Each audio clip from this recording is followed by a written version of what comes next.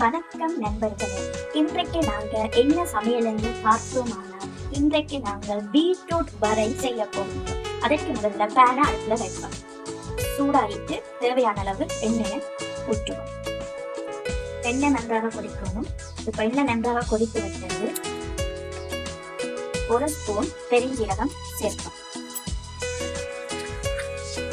ஒரு ஸ்பூன் கடுகு சேர்ப்போம். அடுத்து வெங்காயம் சேர்ப்போம்.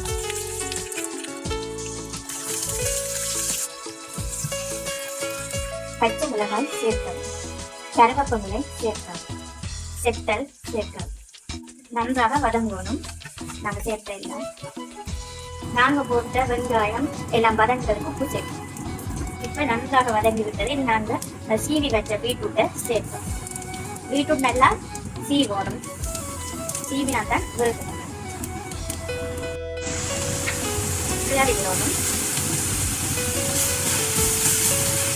பீட்ரூட் எல்லாம் எண்ணெயில வதங்கி தரும்.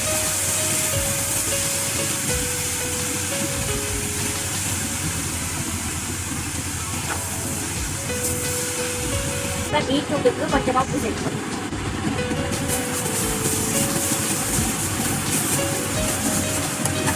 பீட்ரூட் நல்லா வேகணும். இப்ப பீட்ரூட் நல்லா வதங்கி வந்துச்சு. இனி நாங்கள் இந்த பீட்ரூட் வரைக்கும் தேவையான தேங்காய் பூவை சேர்க்கணும். நல்லாக கிளறி வரணும். அந்த பீட்ரூட்டு ரத்த ஓட்டங்களுக்கு நல்லா. பீட்ரூட் பிடிக்காதவங்களுக்கு கூட இப்படி செய்து கொடுங்க. நான் ரசித்து சாப்பிடுவேன். இந்த வரைக்கு தேவையான தூளை தூள் சேர்க்காமலும் செய்யலாம். சில பேர் தூள் சேர்க்க மாட்டேன். ஆனால் எனக்கு நல்ல உடைப்பாக இருந்தால் தான் பிடிக்கும். வர தூள் சேர்க்காமையும் நாங்கள் வர செய்யலாம்.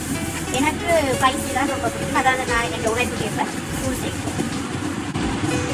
குழம்பே தேவையில்லை. சோறோட எல்லாம் இல்லை வரையோடையே நீங்கள் பிரட்டி சாப்பிடலாம். நல்லா இருக்கு. இதே நல்ல உழைப்பேன். பார்த்தீங்களா, பீட்ரூட் வர ரெடி ஆயிட்டு.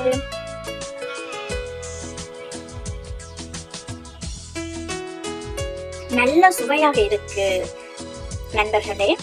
பீட்ரூட் பிடிக்காத எல்லாருக்கும் நீங்க எப்படி செய்து பாருங்க, விரும்பி சாப்பிடுவாங்க.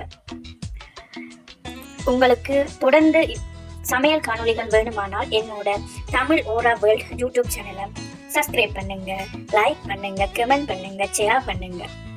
இன்னொரு சமையல் காணொளியில் உங்களை நான் நாளை சந்திக்கிறேன். பாய்.